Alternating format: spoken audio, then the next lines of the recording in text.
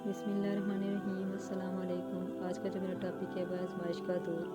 ایک حدیث کا ترجمہ یہ ہے کہ ضرور ہم تمہیں آزمائیں گے، کچھ ڈر اور بھوک سے، اور کچھ مالوں اور جانوں اور پھلوں کی کمی سے۔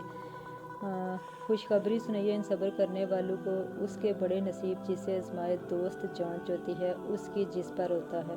حضرت ابو ہریرہ رضی اللہ عنہ سے روایت ہے کہ رسول اللہ صلی اللہ علیہ وسلم نے فرمایا، بنی اسرائیل میں 3 آدمی تھے، ایک کوڑی، دوسرا اندھا، تیسرا گنجا۔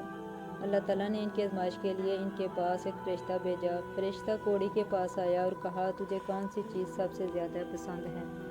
اس نے کہا، اچھا رنگ، خوبصورت جلد، تاکہ لوگ میری عزت کریں۔ فرشتے نے اس پر ہاتھ پھیرا اور اسے اچھا رنگ اور خوبصورت جلد دے دی۔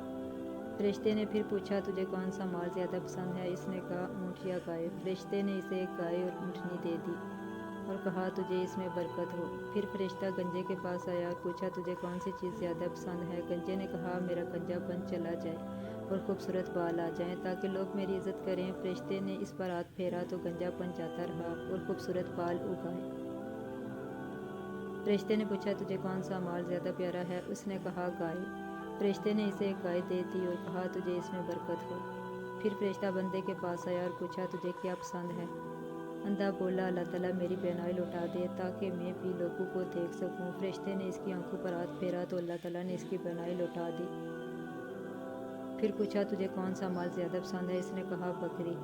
فرشتے نے اسے بکری دے دی۔ تینوں کے جانوروں نے خوب بچے دیے، یہاں تک کہ اس کے اونٹوں سے وادی بھر گئی، دوسرے کی گائیوں سے اور تیسرے کی بکریوں سے پوری وادی بھر گئی۔ مدتوں بعد وہ فرشتہ کوڑی کے پاس اس کی پرانی شکل میں پہنچا اور کہنے لگا کہ میں غریب آدمی ہوں، مسافر ہوں، سوائے منزل مقصود تک پہنچنے والا کوئی نہیں ہے۔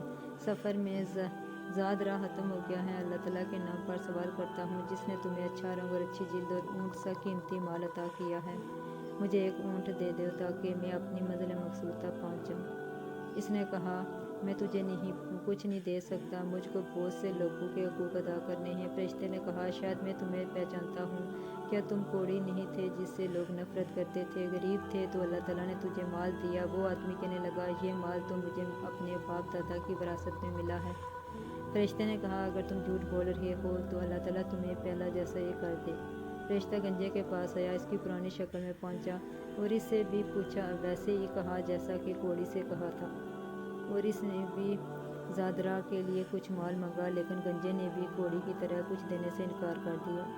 فرشتے نے گنجے سے بھی ایسے ہی کہا، اگر تم جھوٹ بول رہے ہو تو اللہ تعالیٰ تمہیں پہلا ہی جیسا کر دے۔ اب فرشتہ گنجے کے اندھے کے پاس آیا، اس کی پرانی شکل اور صورت میں پہنچا اور اس سے کہا، میں غریب آدمی ہوں، سفر میں زاد راہ ختم ہو گیا ہے، اللہ تعالیٰ کے سوائے منزل مقصود تک پہنچانے والا کوئی نہیں ہے۔ میں تم سے اس خدا کے نام پر سوال کرتا ہوں جس نے تمہیں بینائی لوٹا دی، مجھے ایک بکری دے دو تاکہ میرا سفر آسان ہو جائے۔ اس نے جواب دیا، واقعی میں اندھا تھا، اللہ تعالیٰ نے مجھے میری بینائی واپس کر دی، میں غریب تھا تو مجھے مالدار کر دیا، اس لیے تم اللہ تعالیٰ کے نام پر جتنا مال چاہو لے جاؤ، خدا کی قسم آج میں تمہیں نہیں روکوں گا۔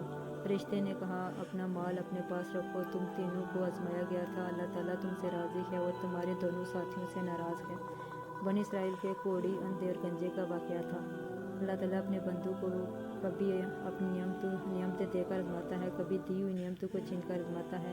بندے کو ہر حال میں اللہ تعالیٰ کا شکر گزار بنے رہنا چاہیے، اور یہ بھی معلوم ہوا کہ آدمی کو اللہ کی دی ہوئی نعمت اور مال دولت میں اترانا نہیں چاہیے، ورنہ ہو سکتا ہے کہ ناشکری اور بے جا تفاخر کی نحوست کے سبب آئی ہوئی دولت چلی جائے، جیسا کہ ارشاد باری تعالیٰ ہے، اور یاد کرو جب تمہارے رب نے سنا دیا کہ اگر احسان مانو گے تو میں تمہیں اور دوں گا، اور اگر ناشکری کرو گے تو میرا عذاب سخت ہوگا۔ اللہ حافظ۔